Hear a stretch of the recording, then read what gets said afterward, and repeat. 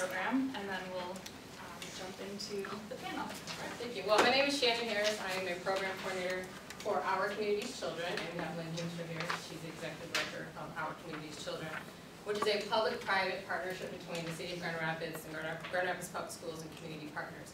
And one of the programs we facilitate out of OCC is the LEAD program. And LEAD is an acronym that stands for Leadership and Employment Achievement Direction. All right. So these are two students that went through our 7th cohort this summer of the LEAD program. And the LEAD program was created out of a need for leadership and employment and civic engagement opportunities for young people. And that recommendation actually was taken out of our Youth Master Plan. And then the Mayor of Grand Rapids, Mayor Hartwell, at a State of the City address in 2010, called for businesses to step up to the plate to hire young people ages 15 to 21 that lived in the City of Grand Rapids. So we have this LEAD program. We just finished our 7th cohort of training. And training is more of an experience as opposed to training. So yes, we teach them how to write resumes and cover letters, how to interview, how to dress appropriately for jobs. But we also teach them about life skills. We teach them about prioritizing, time management. We teach them about civic engagement, current events. We do current events quizzes throughout the training. They have a leadership retreat. We do field trips to Mayor's 50 businesses. And these are the businesses that have signed on to hire these young people that go through our training. And when Michelle was working at Artist Creating Together, she actually interviewed and hired several of our students that went through this program. And today we have 2 students that went through the program, and they're currently working at a Mayor's 50 business. And I don't know if they're going to talk about what they're doing there, but we appreciate their participation, and maybe they'll talk about their experience in the program. So we are recruiting for students to participate in our 8th cohort of the LEAD program, and you can find out information through our website, which is grchildren.us. Again, that's grchildren.us, and I believe it's at the bottom of this, maybe not. But grchildren.us. You can go online, download an application. Applications are due in October, and that training will take place in October through December, and then our young people from that cohort will work next year in January through June. Awesome. Thanks, Shannon. All right, well, we're lucky to have with us today Danisha King and Abby Schoffel. I'll just tell you a little bit about Danisha. She was part of the LEAD program this summer, as you know, and as a result, she was hired by the 61st District Court. She's an 11th grade student attending Grand River Preparatory High School. She enjoys writing stories, singing, and volunteering. She has her future already mapped out. She would like to attend Alabama State University to earn her undergraduate and graduate degrees in social work. How I plan to obtain my career goals in social work is simple, she says. I'll always keep a positive attitude, follow through on my responsibilities, and keep my priorities straight. Abby is also an 11th grade student. She's attending City High School, and like Danisha, she participated this summer in the LEAD program and was also hired by the 61st District Court. Abby has a keen interest in current events, is an accomplished public speaker, and chairs several student-led organizations at her school.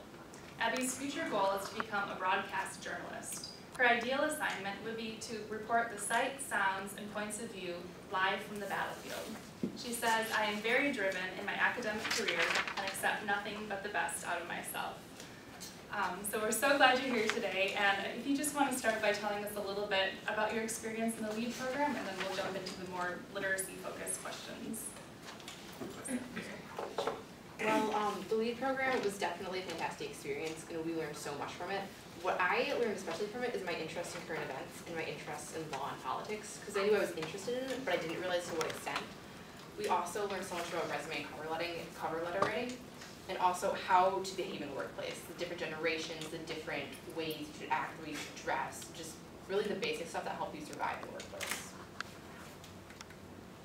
She just about covered everything that I was going to say.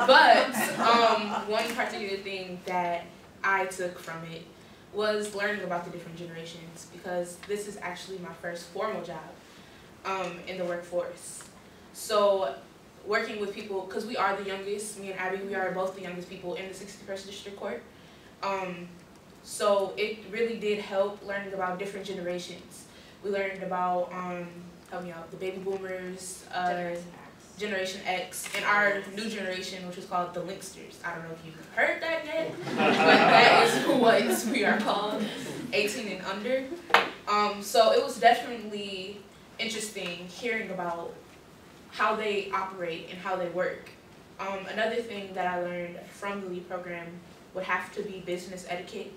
Like I said, I've never had a real formal job, especially working in like the offices and everything. I kind of just learned some from my mom. She's right there. Hey, Mom. She kind of works in an office setting, so like just visiting her, seeing what she does is really, so that's how I learned in the LEAD program. Oh, and I also conducted my resume, my cover letter, and everything set for the future. Great, good. All right, so just the first simple question is literacy important? And if so, why? And then to follow up, do you think that students are getting that message that literacy is important from students, their peers and teachers and the culture around them? Well, of course, literacy is definitely important. It's important because it helps you prepare for the future and it helps you set up your future. Going through, like, you have to be able to read to go anywhere, really, to be able to have a job, to be able to retain anything of substantial information. And I think that they're receiving a positive outlook from it from adults and from their supervisors, however, not exactly from peers, because as in society, for kids our age, reading isn't necessarily cool. It's more seeing people who are nerdy, people who are just not necessarily popular, the typical form of that. So I feel like there is room for improvement on that, definitely. To bounce off of that, literacy is super important. Why? Because in order to go places in life, you have to be able to read. For instance, if you even make it to college, I'm sure all of you will, you have to be able to read. Like if they give you a chapter to read, you have to be able to understand it and know what it means. So literacy to me is very important. And no, it's not so much of the cool thing, but it should be the cool thing if you think about it, because you're not going to be necessarily cool in the business place or wherever you're trying to go into when you're mopping the floors. So, with that being said, you have to be able to read and use literacy well. And even just reading in general, it boosts your intelligence level by so much. I feel like I understand so much more of the world just by reading as a child and by reading as much as I do. So I also think that has a major impact on it. How do you think we could make literacy cool? Making it interesting. Reading is like kind of the boring thing to do. Like, okay, kids, we're gonna read this book. Like you don't want to hear that. So just making it interesting will make it way more simple. Like just get way more enthusiastic about reading, because like I said before, it's seen as being boring, or like, oh, we have to read this, we're gonna be bored and fall asleep. No, it should be like, we're gonna read, we're gonna learn something, and just be more enthusiastic with it. Yeah, like she said, just basically have a positive attitude about it, and also if you instill that in a child at a very young age, it's going to increase their likelihood of reading more as they grow up. That's the reason why I read so much, is because as a child I was read to so much, and it was such an important part of my life. And it just became the thing to do. It just became, if I was bored, go read a book. And I feel like that's something we need to instill more in kids these days. By the way, we'll have the chance to, for all of you to ask questions at the end, so I'll leave plenty of time for us to do that. So write them down if you need to, or if you have a burning question as a follow-up, then feel free to raise your hand and I'll keep looking out here too. What do you think are some of the biggest barriers to literacy? Maybe some of the biggest barriers to literacy is, I don't want to necessarily say the educational system, but the fact that some systems have more money for them than others, so they don't have enough resources. Because I know especially at my school, we don't have enough books for our classes. We didn't have Spanish books for at least half the year. And so that was definitely a struggle to even learn Spanish or to just learn that kind of reading. And so I think that's a major part of it. Also, like you said, having it, like making reading more interesting. If you don't have enough books, like enough novels to read in English class, you're not going to be able to pick out interesting books that your kids will like. You're going to have to go with what you have. So I think a money aspect definitely plays into that. I definitely think that the learning environment plays a big part of it. Yeah, that's all I really have to say. The learning environment would probably have to be one of the barriers to literacy. For both each of you personally, what is the most helpful advice or tools or encouragement that you've received either from a parent or a teacher or a friend as you've gone through your literacy journey, I guess? Just saying that you can do it. having that encouragement behind you and having that support means a lot. Just by saying, oh, okay, well, I can help you with this for a minute. Just sit down with them and encourage them to read. And if they don't have what it takes, just continue to do that. And then they will eventually get it, because encouragement takes a lot. Everybody in this room, I'm pretty sure, have been encouraged in some type of way, and it encouraged you to keep going and try harder. So I feel like that's one of the things that really motivated me, was the amount of support that I had from parents, grandparents, aunties, uncles to help me to read. Probably the same thing, like she said, encouragement. Like I said, as a child, I was read to so much, and it wasn't just like as like a 5-year-old. It was like even in 1st and 2nd grade that my mom would sit me down and read to me, and she would make it so interesting, and it was bonding time. It was a happy time. So it instilled in my mind that positive outlook on reading. And so I definitely think that's the major part of why I like reading so much, is because I had that positive experience as a child. Do you think there's a way we can send a message to people who haven't had that encouragement, or that we can encourage people maybe later in life who maybe haven't had the same experiences or opportunities? I feel like to encourage people who are older and who aren't able to read as much, like, to let them know that it's okay that their reading level isn't as high as someone else's, to know that's acceptable and that's fine, because in America, we're actually farther ahead than most other places in the world in our literacy rates. So letting them know that it's okay to not be able to read, and it's okay to go for help, it's okay to ask them for help, it's an everyday aspect of life, it's not embarrassing, it's not a problem, it's just a fact, and we have to be able to accept that. Yeah, I agree 100% with that. Okay. What do you wish parents or teachers or the community knew about students that could help them be successful? Know what interests them. If you know what interests them, you will intrigue us, I should say, not them, because I'm a part of that too. You should just be able to know what interests them. Like for me, if I'm getting ready to read a book, I want to read a book that's fiction rather than nonfiction, because I like to think and I like to just imagine stuff in my mind. So just know what they like and what interests them, because it will go a long way and you'll have them intrigued. So with that being said, just keep them interested and know what they're like, and then eventually you can start getting into like the fact stuff. Say, okay, well, just like in this book, this happened, but this happened in real life actually. So you can kind of bounce genres off of each other too.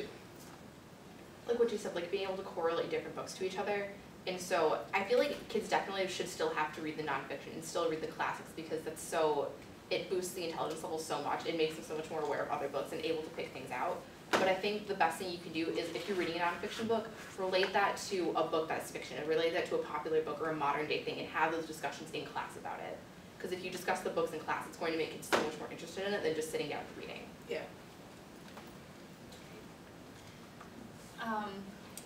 What do you think, that's kind of, you already answered that one, we'll move on. We believe in the Literacy Coalition that Lindsay and I work for, we believe that everyone is a teacher of literacy, to the extent that that's the theme of our Literacy Summit this fall.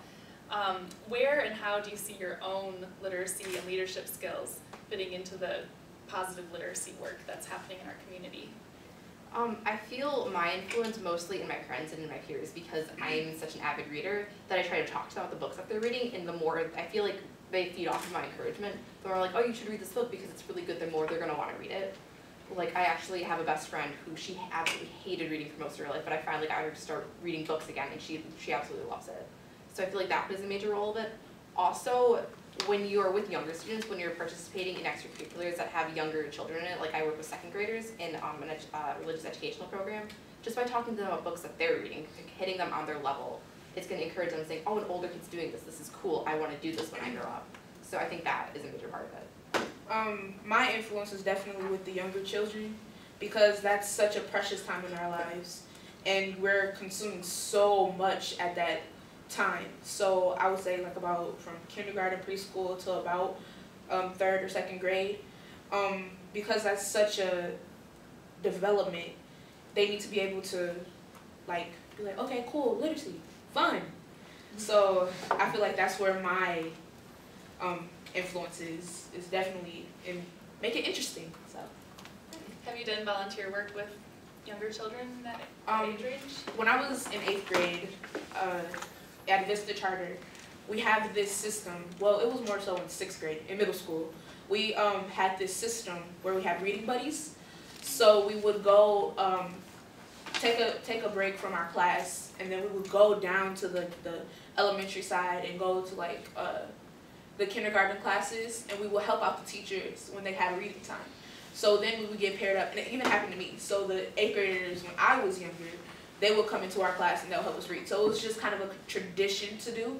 So it was like, okay, when I finally get into 8th grade, I can read to these kids just like I was, and how I was so interested, I can make them interested. So it's kind of a thing that passes on, and yeah. That's awesome. Abby, can you talk just a little bit more about your experience working with the younger students? Yeah, like she said, in my school we also had the same sort of programs where each grade level read or was read to by a different grade level, so I had that experience as well. Like I said, I am an aid in a religious ed program class, so I help the director and I help basically monitor the kids. And so there's a lot of downtime where they're just sitting and drawing or something, and so you just go and talk to them and be like, have you read this book? Do you enjoy reading? What are you reading right now? What do you like about it? And so I feel like just by showing them that at school, showing them that I'm interested, it makes them want to be more interested. So. Great. And then just one final question for me before we open it up. I read a little bit from your bios what your dreams and goals are for the future, but can you talk a little bit about how literacy plays a role in achieving those goals? Well, I love communication. I love public speaking, and so that comes from being able to read, being able to write, and so any of the fields that I want to go into, literacy is so very important. Not just being able for me to express my opinions, but to be able to understand the different side of an argument, to understand someone else and the people that I work with. So I feel like that is why it's really important for me. I like public speaking as well, but that's not necessarily what I want to go into. What I'm interested in is social work. So with that, social work and child protection. So with that, I can like help the children by like teaching them literacy, because maybe they're in an environment where they can't read, or they don't have the time to read. So it's like when I go into the homes, or like when I go into certain areas, I can like influence them to read, so then they can be more successful than what they're coming from. Thank you. I'm sure we have some questions from the audience here. Tom. I was going to ask, in your experiences in school, I don't know if both schools you've gone to have had a program like this where students have been separated in different groups based on their reading level and their reading ability. What have you